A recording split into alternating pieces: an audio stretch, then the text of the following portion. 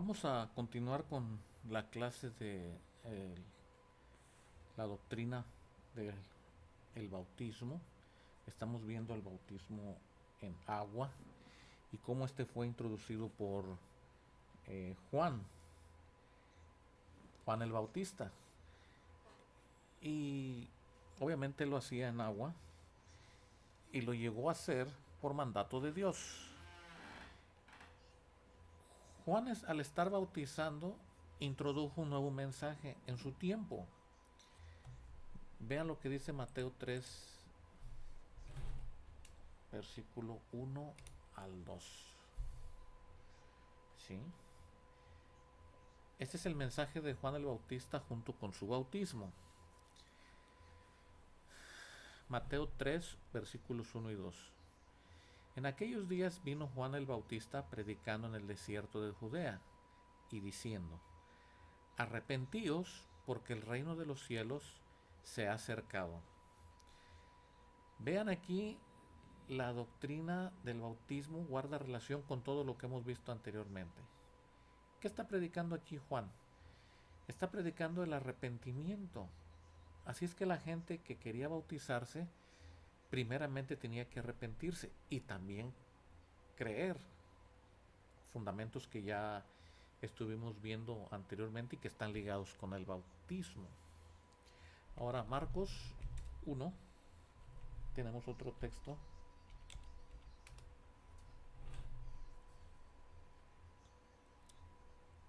He aquí yo envío mi mensajero delante de tu faz, el cual preparará tu camino delante de ti, voz del que clama en el desierto. Y esto ya lo vimos en la clase pasada.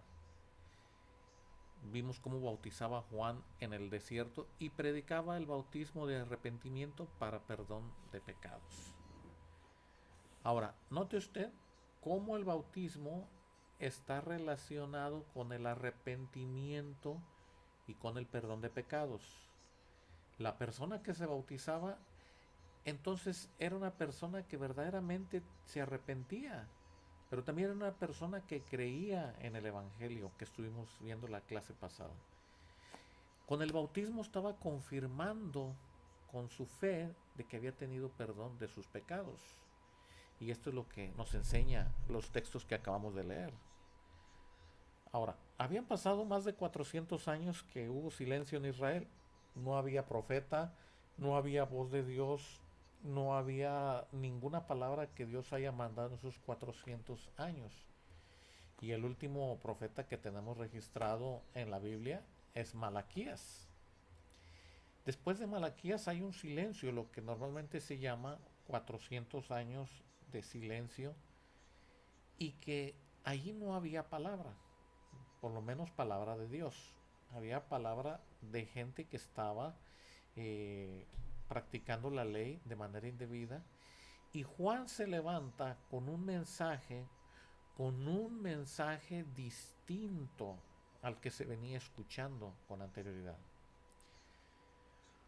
Juan venía con el propósito de preparar el camino para la entrada del Mesías en la tierra, pero también estaba desarrollando arrepentimiento. Y vean lo que dice Malaquías 4. Malaquías 4, versos 5 y 6.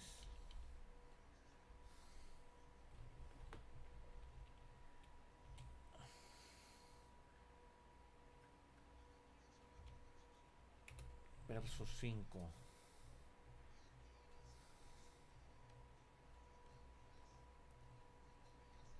Dice el versículo 5: He aquí, yo os envío el profeta Elías antes que venga el día de Jehová, grande y terrible. Él hará volver el corazón de los padres hacia los hijos y el corazón de los hijos hacia los padres, no sea que yo venga y hiera la tierra con maldición. Ahora, esta parte aquí de Elías es un símil de lo que está haciendo Juan. Es un profeta que está identificado con Elías, un profeta que está marcando el fin del Antiguo Testamento, del Antiguo Pacto, pero comenzando con un nuevo testamento, un nuevo pacto, ¿sí?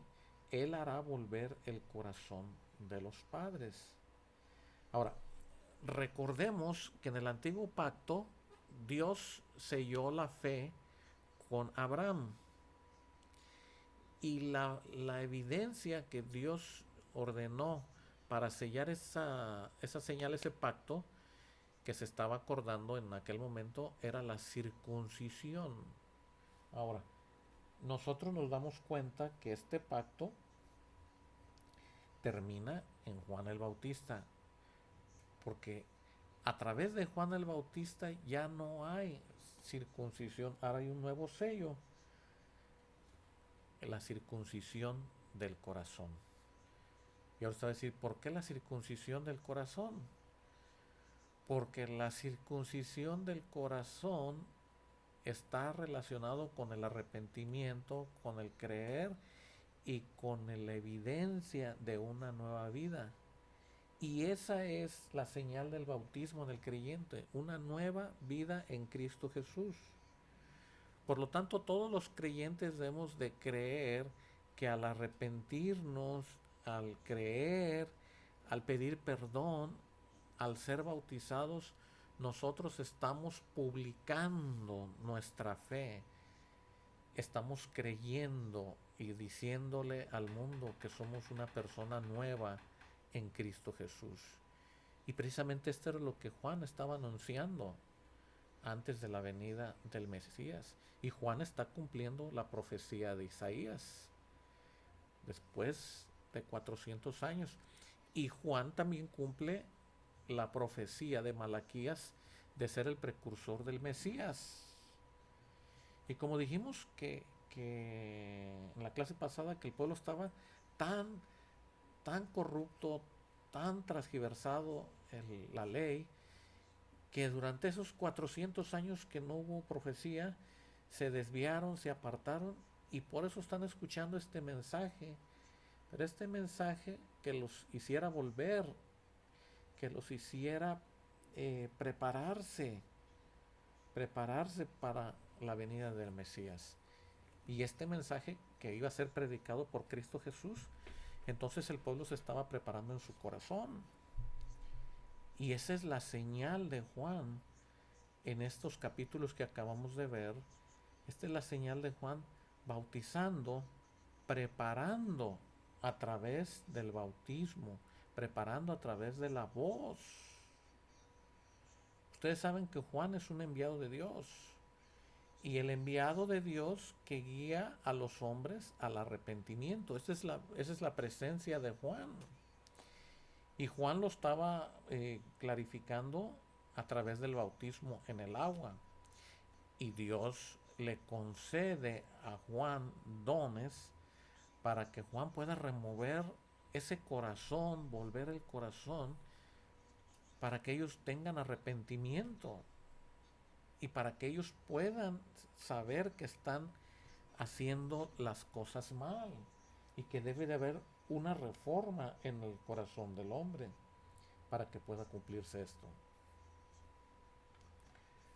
Pero también nosotros tenemos que entender que el bautismo es un símbolo y que ese símbolo representa una nueva vida. Simboliza que públicamente estamos creyendo en el mensaje que se nos ha predicado, que en el mensaje que nosotros tenemos es válido y que Jesús lo valida. Así es que esta es parte de lo que la palabra de Dios nos dice respecto al bautismo. Ahora vamos a ver la Biblia en Romanos capítulo 6.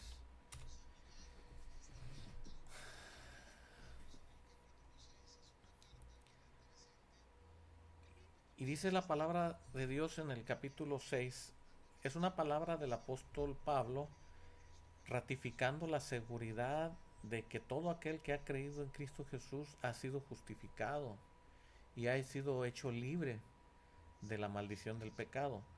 Y entonces el versículo 3 dice, ¿o no sabéis que todos los que hemos sido bautizados en Cristo Jesús hemos sido bautizados en su muerte? hemos sido bautizados en su muerte. Así es que cuando nosotros vamos a las aguas, estamos representando que juntamente con Cristo nosotros también hemos muerto, porque somos sepultados juntamente con Él para muerte por el bautismo, a fin de que como Cristo resucitó de los muertos por la gloria del Padre, así también nosotros andemos en vida nueva. Fíjese, hermano, la importancia de entender el bautismo. No es nada más de decir me quiero bautizar y llenen la pila bautismal. Es entender, ¿se acuerdan que vimos el Evangelio en Corintios? Entender el Evangelio, que Jesús murió, que Jesús fue sepultado, que Jesús resucitó y yo me estoy identificando. Estoy representando que juntamente con Cristo he pasado de muerte a vida. Y esa es la representación del bautismo. Y eso es lo que tenemos que entender. Por eso debe de haber una vida nueva. Por eso nosotros pasamos de muerte a vida. Es decir, que el hombre ya no tiene un deseo de la carne, ya no tiene un deseo del pecado, ya no tiene un deseo de estar esclavizado, sino que por su fe en Jesucristo el hombre ha dejado esa vida vieja y públicamente le está diciendo a la colectividad de que ha determinado iniciar una vida nueva. Ese es el mensaje del bautismo. Ese es lo que nosotros tenemos que entender de lo que representa. Y estos son textos claves, hermanos. Porque el que realmente se arrepiente, el que realmente ha creído en Jesús, abandona completamente su vida pasada. Y es una persona que ha entendido que su viejo hombre ha muerto juntamente con Cristo, con el fin de que el pecado sea destruido, con el propósito de que no sirvamos más al pecado. Y este bautismo en agua es la representación. El creyente genuino y verdadero no puede servir más al pecado. No se puede prestar más para seguir pecando. Simplemente no puede. Vea lo que dice Primera de Juan 3:9. Todo lo que es nacido de Dios no practica el pecado. ¿Por qué? Porque tiene la simiente de Dios. Primera de Juan 3, versículo 9.